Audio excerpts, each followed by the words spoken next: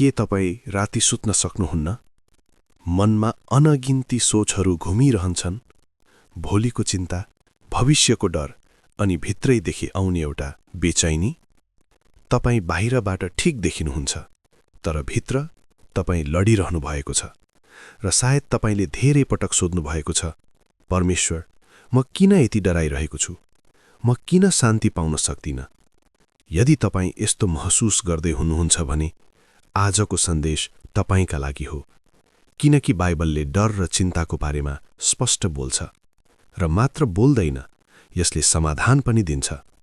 आज हामी सिक्नेछौँ 5 शक्तिशाली सत्यहरू जसले तपाईलाई डर र चिन्ताबाट मुक्त गर्न सक्छ। अन्त्यसम्म सुन्नुहोस्, किनकि तपाईको जीवन आजदेखि बदलिन सक्छ।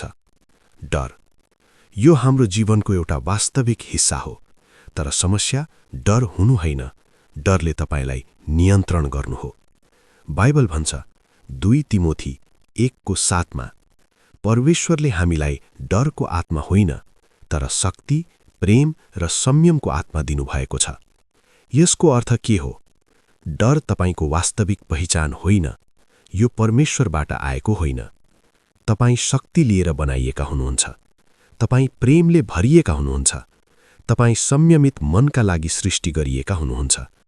तर प्रश्न आउँछ, यदि यस्तो हो भने किन हामी अझै डराउँछौँ? किनकि हामी धेरै कुरा नियन्त्रण गर्न खोज्छौँ जुन हाम्रो हातमा छैन, र यहीँबाट सुरु हुन्छ चिन्ता। बाइबल भन्छ फिलिप्पी 4:6-7 कुनै कुराको चिन्ता नगर, तर सबै कुरामा प्रार्थना र बिन्तीका साथ धन्यवाद दिँदै आफ्नो माग परमेश्वरलाई प्रकट गर, अनि परमेश्वरको शान्ति तिमीहरूको हृदय र मनलाई रक्षा गर्नेछ। यहाँ समाधान स्पष्ट छ, चिन्तालाई प्रार्थनामा बदल्नुहोस्।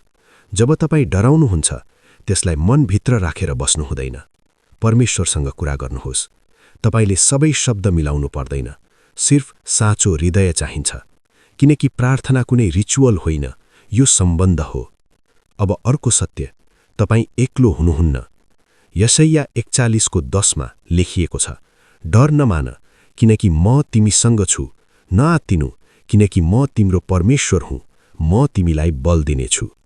ध्यान दिनुहोस्, परमेश्वरले समस्या हटाउने वाचा गर्नु भएन, तर उहाँले साथ दिने वाचा गर्नुभयो, र कहिलेकाहीँ उहाँको उपस्थिति नै सबैभन्दा ठूलो समाधान हो।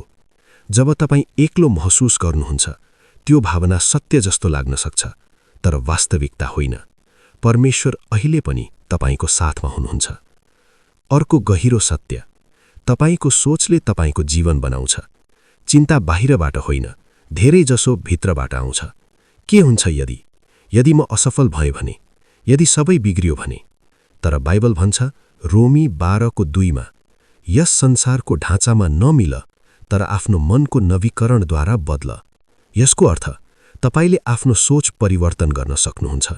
जब नकारात्मक सोच आउँछ, त्यसलाई अन्धानुन्द विश्वास नगर्नुहोस्, त्यसलाई सत्यसँग बदल्नुहोस्।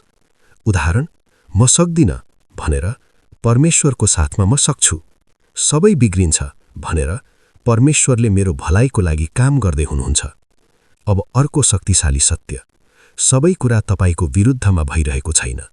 रोमी 8:28 परमेश्वरलाई प्रेम गर्नेहरूका लागि सबै कुरा भलाइका निम्ति मिलेर काम गर्छन्। अहिले तपाईले बुझ्न सक्नुहुन्न, तर एक दिन सबै कुरा अर्थपूर्ण हुनेछ। डरले तपाईलाई भन्छ सबै सकियो, तर परमेश्वर भन्नुहुन्छ म अझै काम गरिरहेको छु।